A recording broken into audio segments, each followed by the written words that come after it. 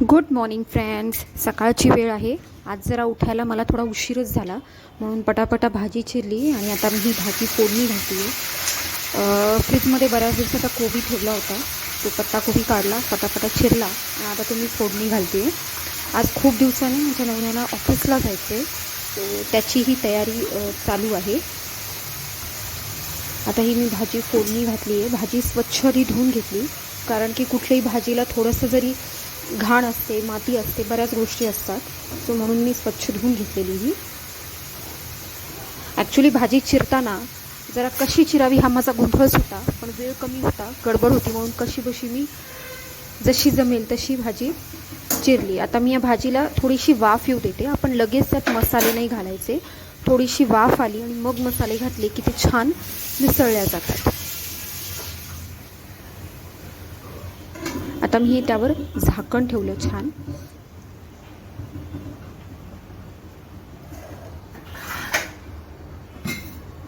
सकाळी सकाळची ही घाई म्हणजे फार काम नसतं असं पाहिलं तर रोजचंच नेहमीच असतं, पण कधी कधी इतकी घाई होते आणि कधी कधी उशिरा उठून सुद्धा सगळं निवांत होतं.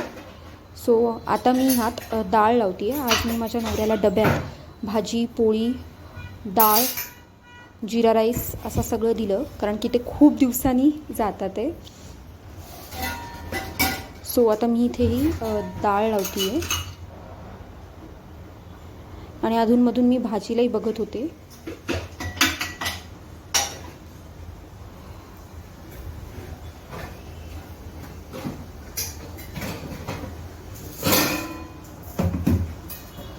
हा डाळीचा डबा काढल्यावर आता असं होतं की सध्या आम्ही घरात दोघंच आहोत, सो डाळ आणि भात असो का पोळी भाजी असो, किती करावं हा प्रश्न असतो. तरी पण मी आज जरा जास्त घेतली, कारण डब्यात द्यायची होती, म्हणून थोडी डाळ मी या कुकरमध्ये घातली. हा डबा लगेच ठेवून दिला, कारण की ओट्यावर पसारा झाला की माझा सगळा गोंधळ उडतो.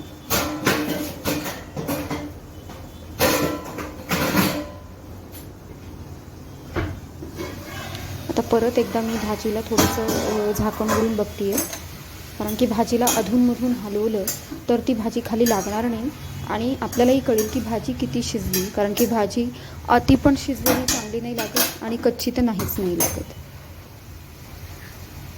आता मी हे सगळे मसाले यात घालते आहे. तिखट, मीठ, हळद, अंबारीचा कांदा लसूण मसाला, थोडासा काळा मसाला, अगदी थोडासा चवीला.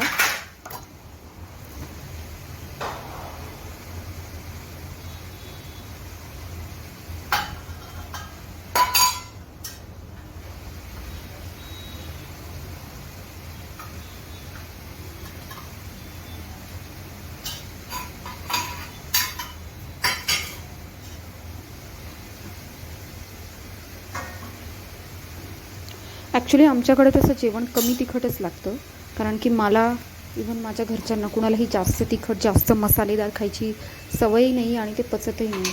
सो म्हणून मी इथे मसाले जे घातलेत किंवा जे काही गोष्टी घातल्यात त्या अगदी थोड्या थोड्या प्रमाणात घातल्यात, म्हणजे तसं आमच्याकडचं जेवण हे साधं आहे. आता हे टाकलेले मसाले सगळे मी व्यवस्थित एकत्र करून घेते.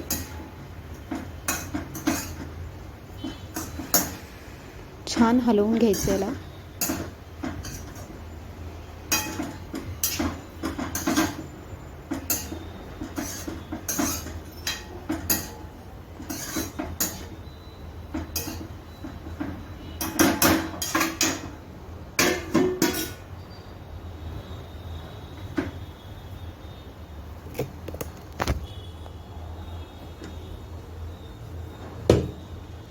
ॲक्च्युली मी इथे कॅमेरा ॲडजस्ट करत होते, पण तो मला तेवढा जमत नव्हता, पण फायनली 2 मिनिटांनी तो कॅमेरा ॲडजस्ट झाला.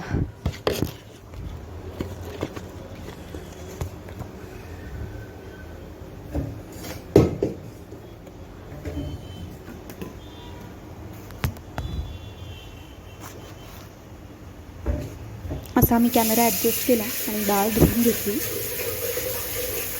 कारण सकाळच्या गडबडीत व्लॉग शूट करणं आणि सकाळची कामं करणं हे तुम्ही समजू शकता किती किती म्हणजे अवघड नाही म्हणता येणार, पण किती पटापटा करावं लागतं. ही मी अशी डाळ स्वच्छ धुवून घेतली. आमच्याकडे कॉर्पोरेशनचं पाणी 24 तास येतं, त्यामुळे स्वयंपाक करताना डायरेक्ट कॉर्पोरेशनचं पाणी वापरता येतं. ती एक चांगली गोष्ट आहे.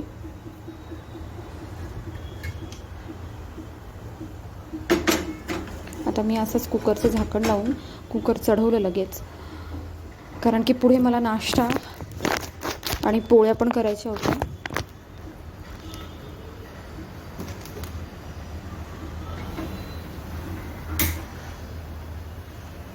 डाळ सेपरेट ह्याच्यासाठी लावली का मला जिरा राईस बनवायचा होता आणि डाळमध्ये सुद्धा डाळ तडक्यासारखा प्रकार करायचा प्रयत्न केला मी, कारण की डाळ तडक्यावर जे तेल फोडणी असतं स्पायसी थोडंसं तेलकट, ते मला जमत नाही. म्हणून मी डाळ वेगळी लावली आणि जिरा राईस वेगळा करायचा होता म्हणून जिरा राईस वेगळा लावला.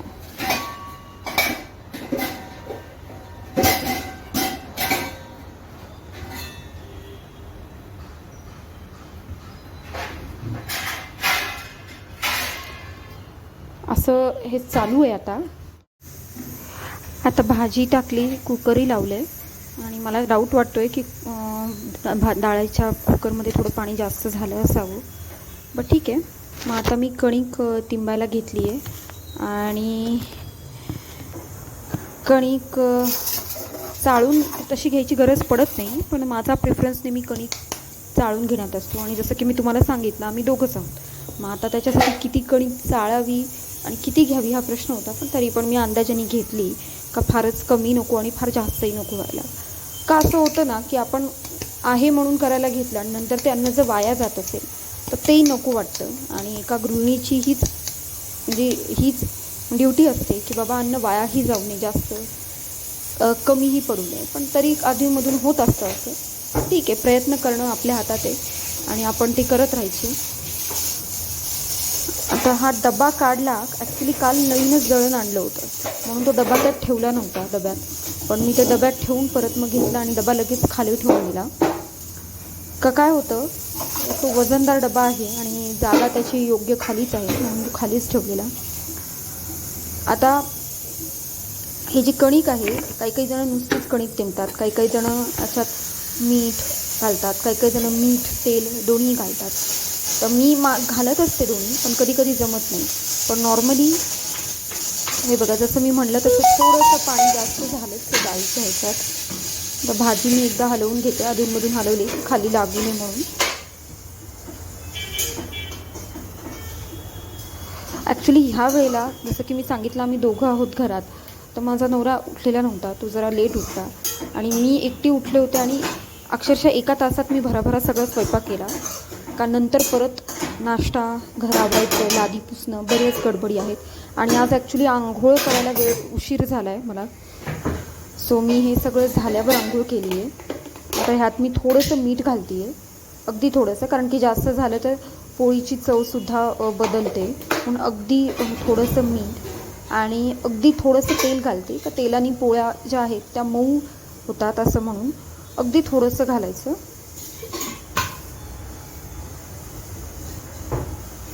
आणि मी एका तांब्यात पाणी घेतलं थोडंसं.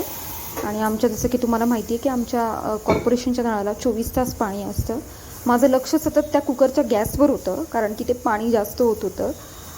आता मी पीठ तिंबून घेते पटकन, कारण की अगदी 4-5 पोळ्या करायच्या आहेत, पण त्या पोळ्या होणं आणि सगळं स्वयंपाक होणं हे एकीकडे येतं. कारण की पोळ्याला जितका वेळ लागतो, बाकीच्या सगळ्या स्वयंपाकाला तेवढा वेळ लागेल.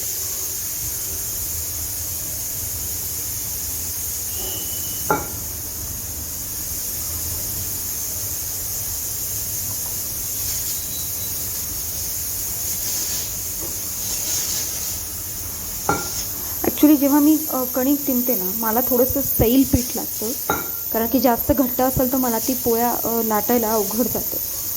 पण असं होतं ना कधी की सैल पीठ करण्याच्या नादात थोडंसं पातळ होतं, नाही तर कधी खूप घट्ट होतं.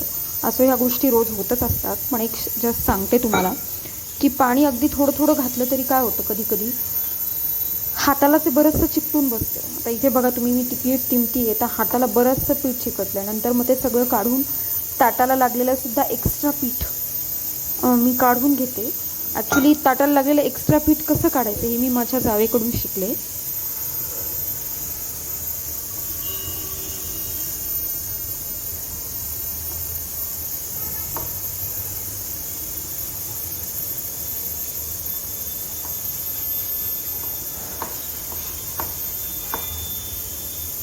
इथे असं मी ताटातलं लागलेलं पीठ काढतेय.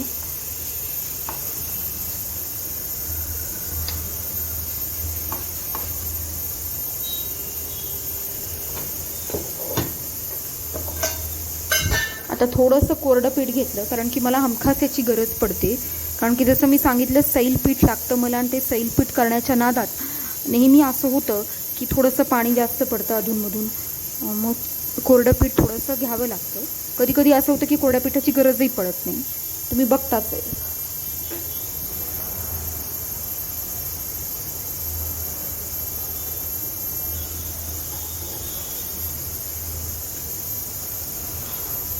ॲक्च्युली काल रात्री बराच पाऊस पडला. तो सकाळी उठताना मला असं वाटत होतं की बाबा पाऊस पडेल, पण पाऊस काही पडला नाही. आभाळ गच्च आहे आता आमच्याकडे. हा स्वयंपाक करताना सुद्धा आभाळ बरंच होतं.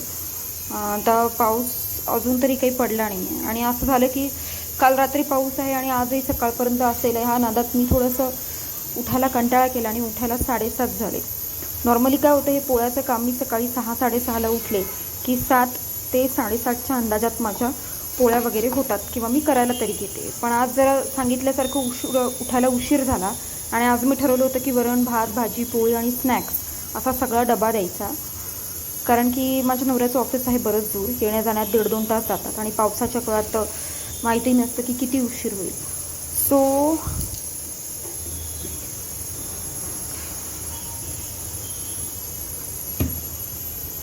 ही तिंबली 2 माणसांसाठीची कणिक.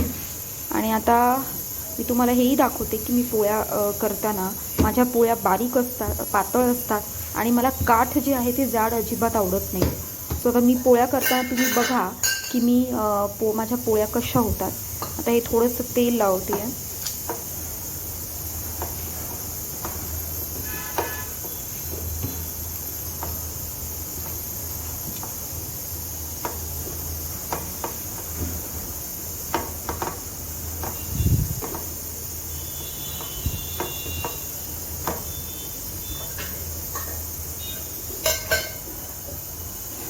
आता मी ॲक्च्युली गडबडीत एक छोटंसं पातेलं घेतलं आणि त्याचा छोटासा गोळा करून त्याच्यावर झाकण ठेवलं.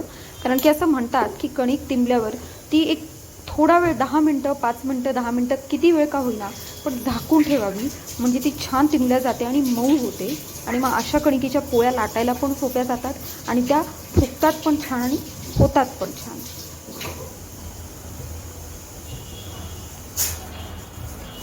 या वरणाच्या कुकरनी माझा घोळ करायचा केला.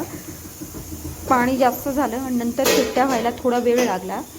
असो, ही माझी भाजी मी कालवती आहे आणि मला वाटतं भाजी झाली असावी. ठीक आहे, एकदा थोडंसं हलवून त्याच्यावर मी परत झाकण ठेवलं त्याच्यावर. आणि या झाकणावर मी थोडंसं पाणी घातलं होतं. आता ही इथे होती कुकरची शिट्टी आणि मी पोळ्या करायला घेतलं. जसं की मी तुम्हाला सांगितलं मी पोळ्या करताना दाखवते. कारण की पीठ मी जेव्हा तिंबलं तेव्हा खूप थोडं वाटत होतं दोघांसाठी सुद्धा. पण माझ्या पोळ्या जसं की मी सांगितलं पातळ असतात आणि मला कडा जाड अजिबात आवडत नाही. सो असं मी आता पोळ्या करायला घेते. मी पोळी सुरू केली आहे. तवा गॅसवर आधीच ठेवला होता. कारण की तवा नीट तापलेला नसेल तर पोळी चांगली होत नाही.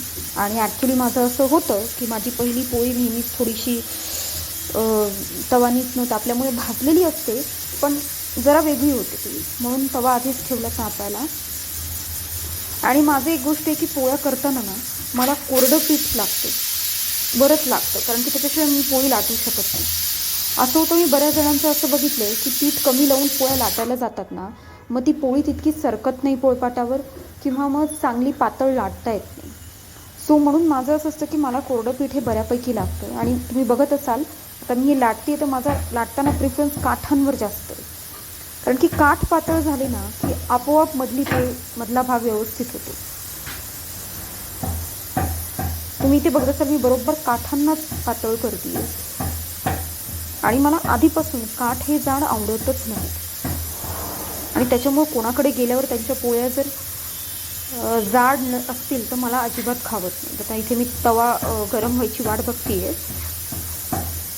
तवा गरम झाला की लगेच त्यावर पोळी टाकायची.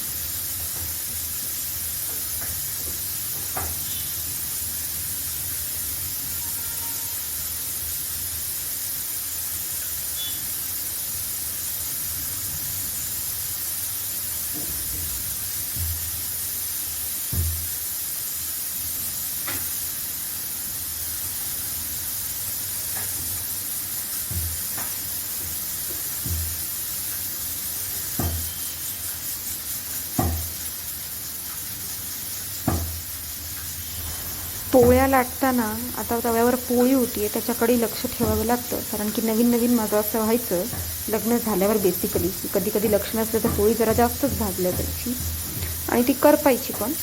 बट ठीक आहे, सांगितल्याप्रमाणे कडांवर माझा प्रेफरन्स दिसतच असेल तुम्हाला.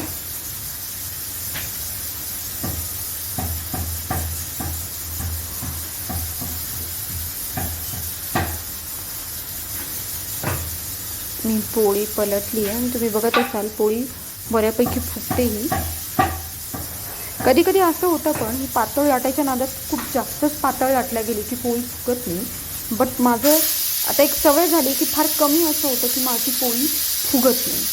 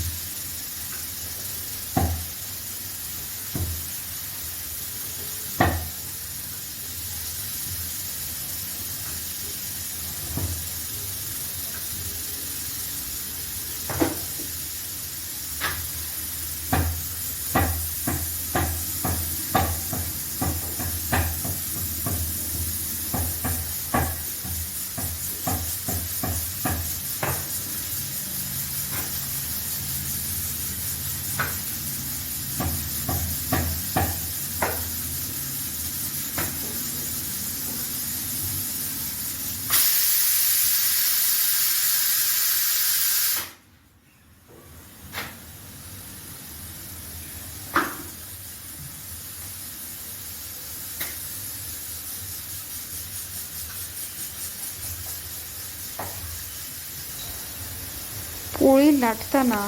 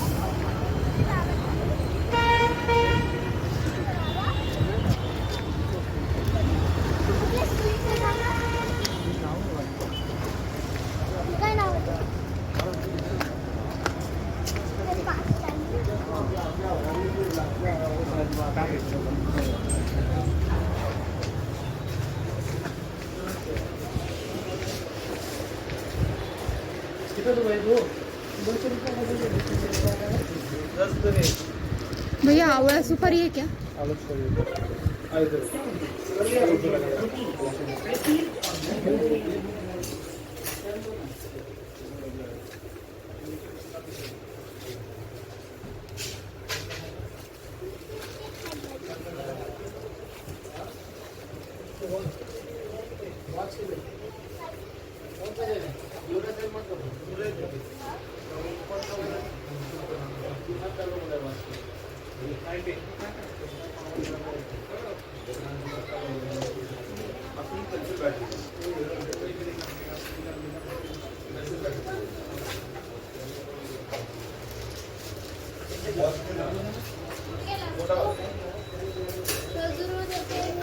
यहाँ पे है क्या भैया? ओ भैया यहाँ पर है।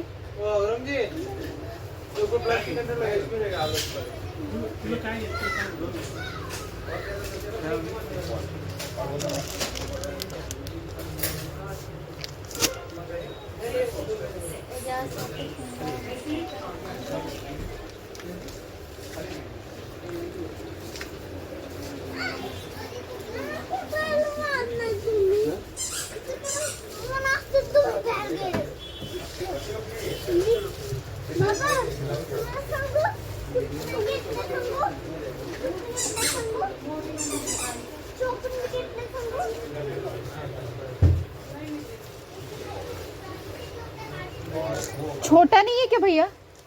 छोटा नहीं है तो बड़ा नीचे एक वो अलाइनमेंट बोला ना चलो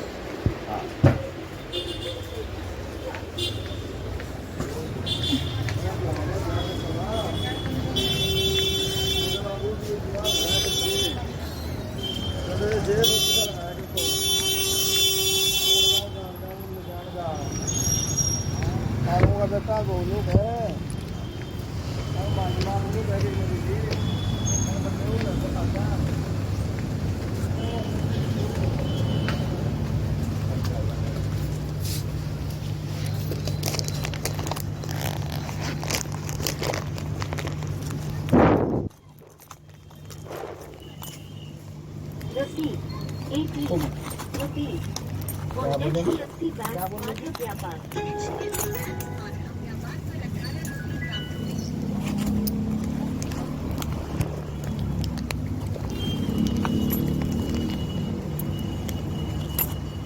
भैया आवड़ा सुपारी है कितने में?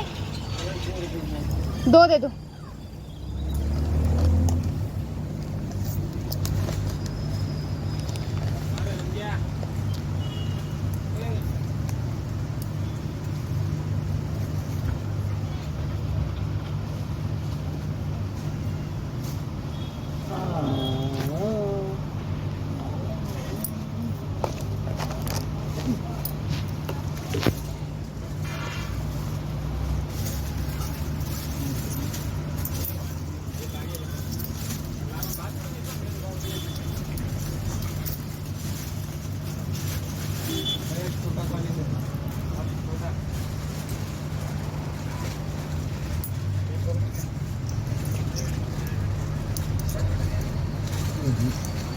नहीं है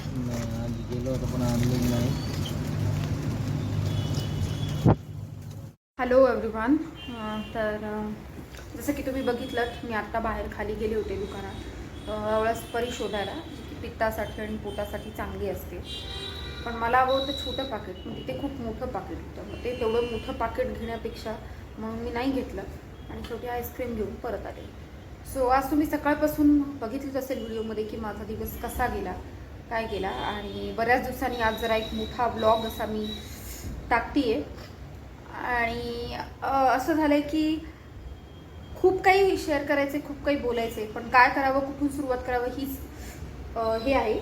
बघूया, बरेच माझ्या आयुष्यातले प्रश्न आहेत, बऱ्याच गोष्टी आहेत ज्या मला शेअर करायचे. तर आता दररोज एक एक जसा ब्लॉग येत जाईल मी तुमच्यासोबत शेअर करत जाईल. आणि एवढंच आहे की माझ्या चॅनलला सबस्क्राईब, लाईक आणि शेअर करा. कारण की जितके जास्त तुम्ही माझ्या चॅनलला लाईक कराल, शेअर कराल आणि सबस्क्राईब कराल तेवढाच माझा चॅनल सगळ्यांपर्यंत पोहोचेल आणि आपण आणखीन गप्पा मारू शकतो. सो आता हा ब्लॉग मी इथेच एंड करते. सो हसत राहा, मजेत राहा, सुरक्षित राहा आणि माझ्या चॅनलला लाईक, शेअर आणि सबस्क्राईब नक्की करा. भेटूया पुढच्या ब्लॉगमध्ये.